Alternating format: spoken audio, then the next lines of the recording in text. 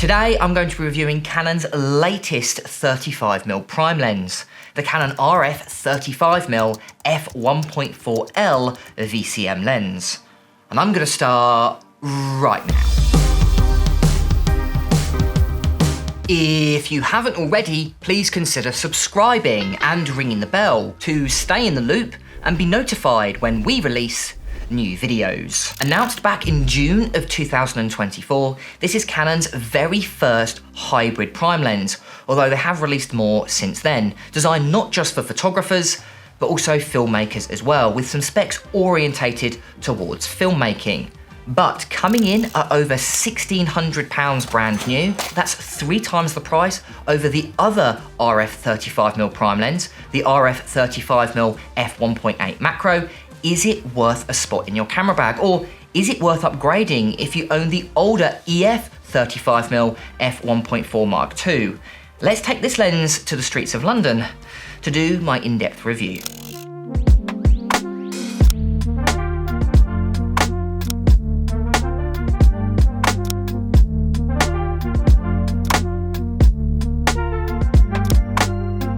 So this lens is made of a premium plastic and metal construction with a metal lens mount. This lens also has weather sealing as well, which I think is great to see on a prime lens. Now when you first pick this lens up, you'll notice that Canon have added a brand new feature.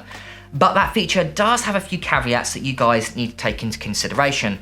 And that is the aperture ring. Unless you own 2 specific cameras, this aperture ring will only work in video mode.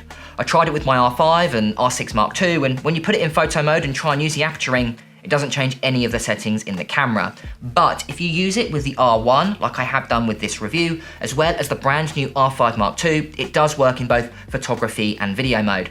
So my best guess is there will be a future firmware update that will backdate a lot of the older cameras to allow this aperture ring to work in photography mode.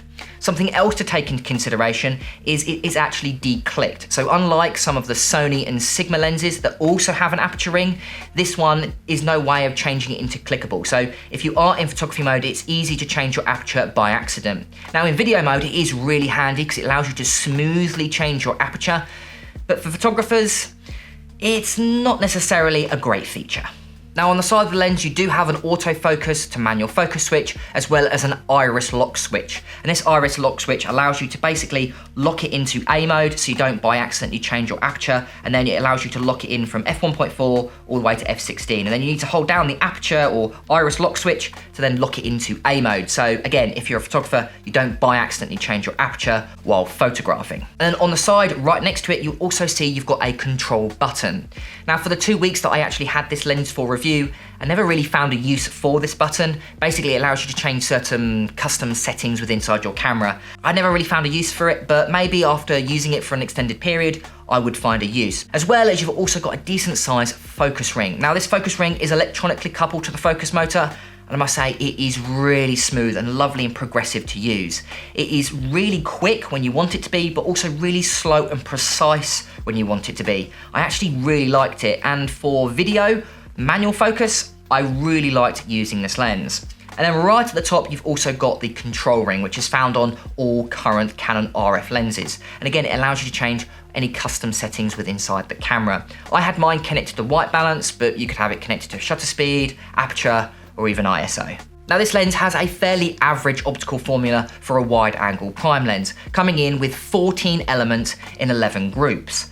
But what's mostly surprising about this lens is the overall size and weight, being the smallest and lightest full-frame 35mm f1.4 lens Canon have ever made, only coming in at 555 grams or 1.22 pounds, which is actually far lighter than the older EF 35mm f1.4 Mark II. That lens there comes in at 760 grams or 1.68 pounds. Now sure, it's not as light as the 35mm f1.8 macro, but don't forget that doesn't have anywhere near as good build quality. For example, it's missing weather sealing, as well as an f1.8 lens versus this lens here, which is an f1.4, so it lets in 2/3 more light versus the f1.8. So if you are after the smallest and lightest full frame f1.4 lens, this is by far your best bet. And if we have a look at the size chart here, you can really see that it is the smallest out of the f1.4s. But of course, if you are after the lightest and smallest lens in the fleet,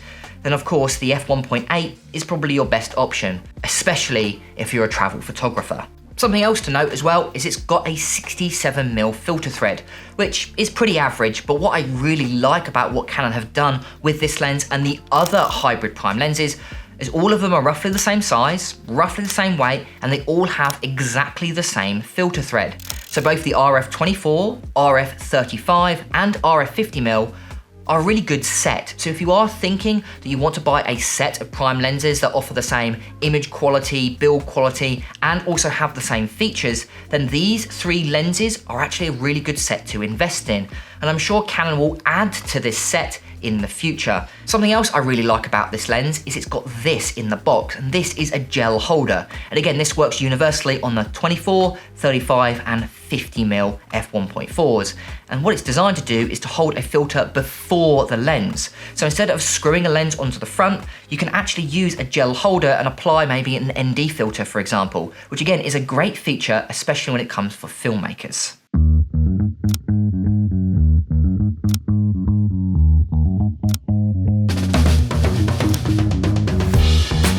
Now, as a wedding photographer, if you were to ask me what is my favorite focal length, I'd probably say it's a 35mm, and I find it incredibly useful as a wedding photographer. It's great for doing portraits, environmental landscapes, taking photos at the ceremony and speeches, but also doing maybe photos of details and lay flats. A 35mm is really useful. Now, annoyingly, I didn't actually have this lens at the same time I was photographing a wedding, as it is the off season, but I did take this lens to London to do some street photos and some environmental landscape photos. And I must say, I really liked this lens. I've been waiting for so long for Canon to release a decent quality 35mm prime lens. Sure, they had the RF 35mm f1.8, but for me, I used it a few times and I just didn't find the autofocus was fast enough, or I didn't find the image quality was good enough, especially on my R5. Where this lens here really does blow it out of the water when it comes to image quality. I love the f1.4 aperture, it's really good, especially in low light, and of course, a 35mm prime lens is just so pleasing to look at. Now, I know a lot of people love a 50mm, but me personally, I love something a little bit more wider angle, and that's what the 35 offers me. Now, if we quickly look at some graph images, if we have a look at sharpness first, we go ahead and zoom in wide open at f1.4, you can see we're getting razor sharpness in the center, which is definitely something I was expecting, and it's similar to the 35mm f1.8. But where these lenses differ is when we go ahead and look at the corners. Again, wide open at f1.4, if we go over to the corners, we can see how much sharper this lens is versus the f1.8. If I quickly show you the f1.8 graph and then overlay the f1.4, you can see the difference in resolution and contrast. In the corners, this lens is far better. Then if we step down to f2, f2.8 all the way to f4, this lens is incredibly sharp. Where this lens does start to soften is beyond f11, and then f16 is a little bit softer, but still very sharp, especially in the corners. Now, the Achilles heel of this lens, I think, is when it comes to flaring. The flaring in this lens is a little bit peculiar. Wide open, there doesn't seem to be much flaring, although there's a little bit of reduction in contrast when we point it towards bright lights, but it's when we step down, you get these odd flaring, flickering artifacts that appear in your photos.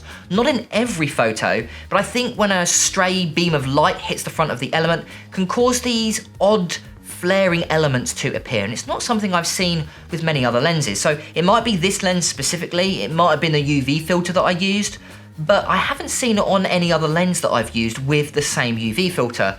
So it might be this lens here, or it just might be a feature and something you might want to bear in mind. Luckily, this lens does come with a lens hood in the box, so highly recommend using this if you're worried about flaring. Now, when we have a look at distortion and vignetting, again, it's also quite good. There's a little bit of barrel distortion, but definitely manageable with electronic compensation, as well as there's a small amount of vignetting wide open at f1.4. Now, we can push that to the corners when we step down to f2, and then at f2.8, it's pretty much disappeared. So an average score for distortion and vignetting. And then lastly, macro. Now, this lens has a minimum focus distance of just 28 centimeters with a maximum reproduction ratio of 0.18, which I would say is under average for a prime lens like this. Now, you can get far better if you buy the far cheaper RF 35mm f1.8 macro. That is a dedicated macro lens with a maximum reproduction ratio of 0.5. So if you are after a better performing macro lens, I'd probably recommend that lens. But the image quality of this lens close up is pretty good. Wide open at f1.4, there's a little bit of ghosting, but we can immediately improve that when we step down to f2, 2.8, all the way to f4. So if you are after a dedicated macro lens that's also a 35mm prime lens, save your money and buy the f1.8 instead. But the macro performance of this lens is okay, especially when it comes to image quality. You just can't get too close to your subjects.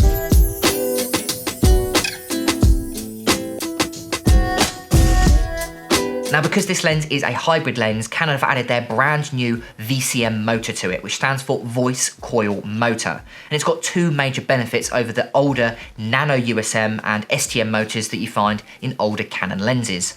Firstly, it's far quieter than pretty much any other lens I have used. In contrast, I'll show you the Sigma HSM motor found in my 35mm art lens. And then the new voice coil motor found in the Canon 35mm prime lens. And you can hear the difference. The contrast is quite extreme. The microphone was the same distance, but the Sigma lens makes a lot more ticking and whirring sounds, where the new Canon lens is basically silent, almost inaudible even at 4 feet. I can actually hear my Sigma lens now, I'm shooting on the 35mm, you can hear it ticking and whirring from this distance, where when I use this lens here, it made no sound at all. So if you're a filmmaker and you're wanting a quieter lens, the new VCM motor is definitely going to offer that. But it's also really fast as well and pretty much instantaneous on newer Canon cameras. I used it on the Canon R1, which has got some of the best autofocus I've ever used. I've used the R5 Mark II and R5, but this is just so much faster. And with this lens here, it's basically instantaneous. I noticed a massive difference in autofocus speed versus the Sigma versus this lens. So those two major benefits make it a worthwhile improvement if you're after a faster and quieter lens when it comes to autofocus. Now, one thing to note is this lens doesn't have image stabilization. And the reason why is most Canon cameras like the R1, R5 Mark II, R6 Mark II all have IBIS built in, which stands for in-body image stabilization. So you don't need a lens to have IBIS if you've got a camera that has IBIS. So if you are wanting a lens with image stabilization, maybe you own an R8 for example that doesn't have IBIS built in, then I'd probably recommend buying the RF 35mm f1.8. But as long as you own a more premium Canon camera that has IBIS built into the body, you don't need it into the lens, which makes this lens far smaller and lighter than if it did have image stabilization built into the optical formula. Right, so it's that time of the video, guys, where we have a look at the overall pros and cons to really work out, is this lens actually worth a spot in your camera bag? Let's have a look at the pros first. First up, this lens has amazing build quality with weather sealing. I notice a lot of 35mm prime lenses don't have weather sealing, so it's really nice to see that Canon have actually added that to this lens. This lens is also incredibly sharp, especially in the corners. Far sharper than the 35mm f1.8 and sharper than the Sigma 35mm f1.4 that I used with this review.